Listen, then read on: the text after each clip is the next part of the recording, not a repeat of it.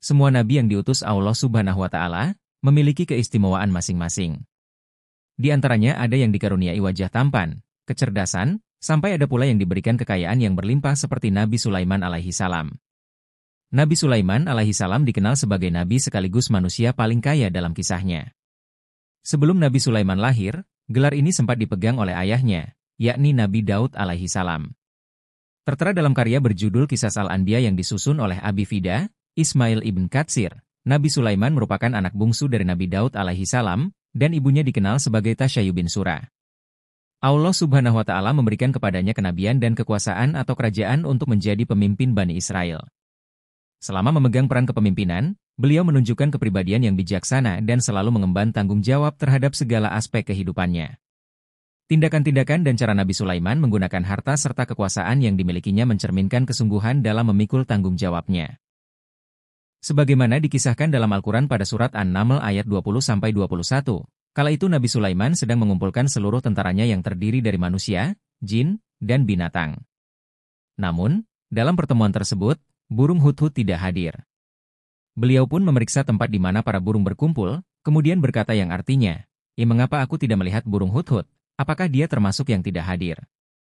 Sungguh aku benar-benar akan mengazabnya dengan keras, atau benar-benar menyembelihnya kecuali jika benar-benar dia datanglah dengan alasan yang terang. Quran Surah An-Naml, 20-21.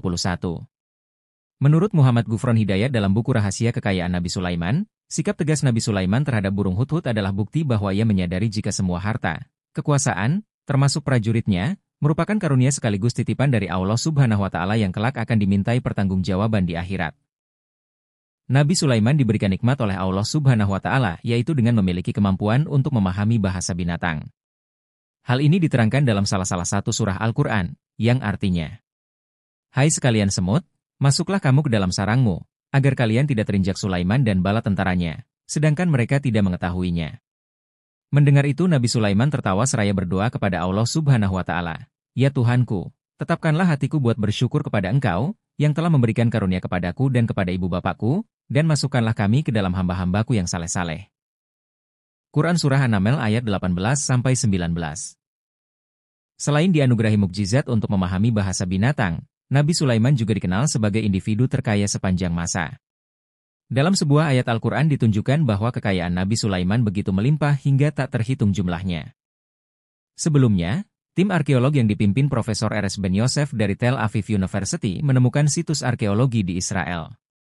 Situs arkeolog yang terletak di lembah Timna tersebut diklaim sebagai salah satu dari sumber kekayaan Nabi Sulaiman alaihi salam.